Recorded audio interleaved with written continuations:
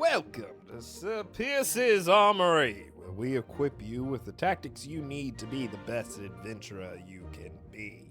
Today's video will be the second in our magic item guides, our previous being more of a general overview for Dungeon Masters. This video is titled, Common Magic Items That Won't Break Your Game. The answer, all of them. Thank you for watching this video. I'm just joking. Kind of. Common items are awesome and often not used enough, I find, in games. Sure, they're not as powerful as their rarer counterparts, but because of that, they're often far more flavorful. Sometimes spicy. And they're also almost always safe to give your players without worrying about them breaking the game. A concern often to be considered when it comes to magic items. Almost all official common magic items come to us courtesy of Xanathar's Guide to Everything. You can find lists of almost all of them online, so feel free to look them all over to your heart's desire. As I mentioned before, but want to make sure to reiterate, common magic items won't break your game, so give them out without worry. However, too much of anything is always a problem, so make sure to have enough restraint as to keep them worthwhile rewards or gifts for your players instead of discarded afterthoughts. Quick tip, consider perhaps gifting your players one common magic item of their choice when they create their character. This can often provide a fun element of their backstory, or character piece that provides them with a bit of flavor to help flesh out their personality. I don't have that problem, but I hear others do. I find this particularly useful for players who sometimes struggle with roleplay, as it can provide them with an often non-mechanical but fun thematic element of their character. Now, having covered all of those basics, here's a list of some of my personal favorite official common magic items within the game, in alphabetical order. Charlatan's Dice. Straight from Xanathar's Guide to Everything, the Charlatan's Dice appear as a regular D6 and works as follows. Whenever you roll this six-sided die, you can control which number it rolls. This item is great for dastardly rogues and bards who like to swindle their way into some extra gold. But be aware, this item requires attunement, so it will most likely wear out in use at higher levels of play. But early in your adventuring career, this item is sure to provide ample hijinks and often trouble for its owner. Next up, the Clockwork Amulet. Also from Xanathar's Guide to Everything, this magic item works as follows. The copper amulet contains tiny interlocking gears, and it's powered by magic from Mechanus, a plane of clockwork predictability. A creature that puts an ear to the amulet can hear faint ticking and whirring noises coming from within. When you make an attack roll while wearing the amulet, you can forego rolling the d20 to get a 10 on the die.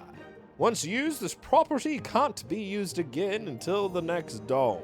This is a great item for pretty much any character within the game, but a pocket watch may not be suitable magical tech within your campaign, so make sure it fits within your world. Rolling a 10 on one attack roll per day won't break your game, but it will often prove useful. Our next item is Glamour Weave. This item comes to us courtesy of the Eberron campaign setting and works as follows. Glamour Weave is clothing imbued with harmless illusory magic. While wearing the common version of these clothes, you can use a bonus action to create a moving illusory pattern within the cloth. If your character has ever wanted to look like they were about to fight other miners to the death for the enjoyment of rich old people, then Glamour Weave may be for you. You'll be surprised how motivated some players can be to have items that allow them to make the fashion statement they've always desired. Next, the Horn of Silent Alarm. Also from Xanathar's Guide to Everything.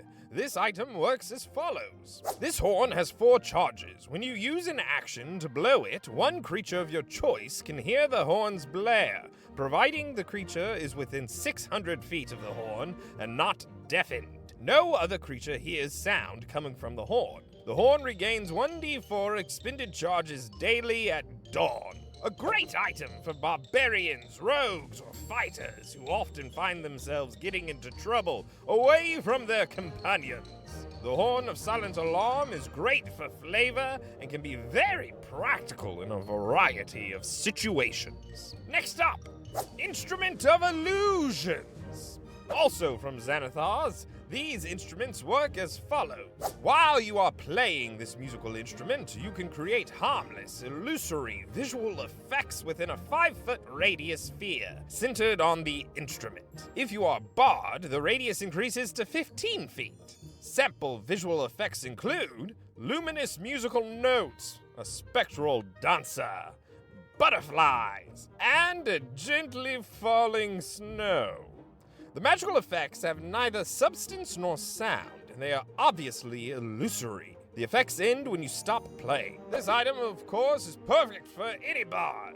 Having some magical illusory effects accompany your incredible performance can often be a thematic difference maker to win over the hearts of your audience or to get a little more golden tips. Next up, Moon-Touched Blade, also from Xanathar's Guide to Everything, which is really pulling its weight in this video. The Moon-Touched Blade works like this.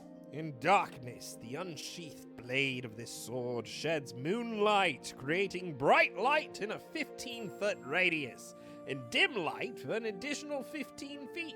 This simple magic item can make an ordinary weapon special, especially giving this to characters who don't have dark vision, so that they won't need to carry a torch with them wherever they go.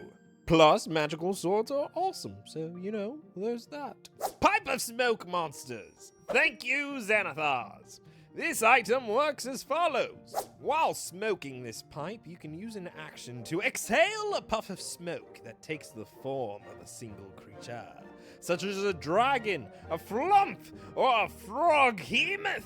The form must be small enough to fit in a 1-foot cube and loses its shape after a few seconds, becoming an ordinary puff of smoke. Every wizard's favorite pastime is, of course, looking super cool. And this item allows them to do just that. Now, you may be thinking that Minor Illusion would allow you to do the same sort of effect, but rules as written, Minor Illusions can't move. Plus, it's just cooler if it comes from a pipe. I don't make the rules, that's just the way the world is.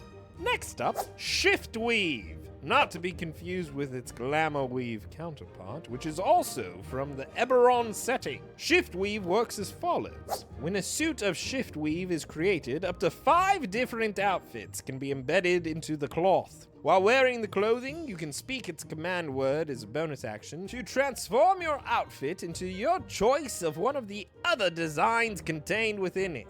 Regardless of its appearance, the outfit can't be anything but clothing. Although it can duplicate the look of other magical clothing, it doesn't gain their magical properties. This is a great choice for fashion-forward adventurers, or those who fancy themselves masters of disguise. The practical implications of this item are honestly almost endless, but let's be for real. We're probably going to just choose the same cool cape in simply 5 different colors.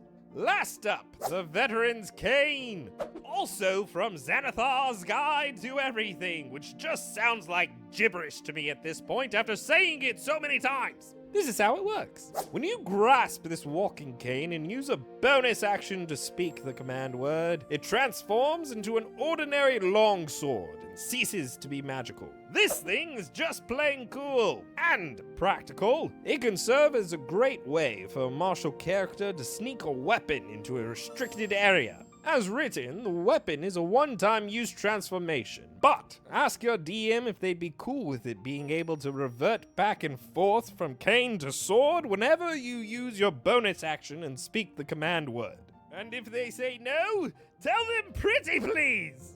Thus ends our list of common magic items that won't break your game. Once again, remember, almost all official common magic items could belong in this list, so never be afraid to award them to your party, especially at lower levels of play when they will feel the most unique. Common magic items can also be great additions to any market, so feel free to sprinkle them in whenever you'd like without fear of it breaking your game. Be on the lookout for more videos in this series as we talk about magic items of higher rarities and how we can homebrew our own. Until then, good adventuring to you all!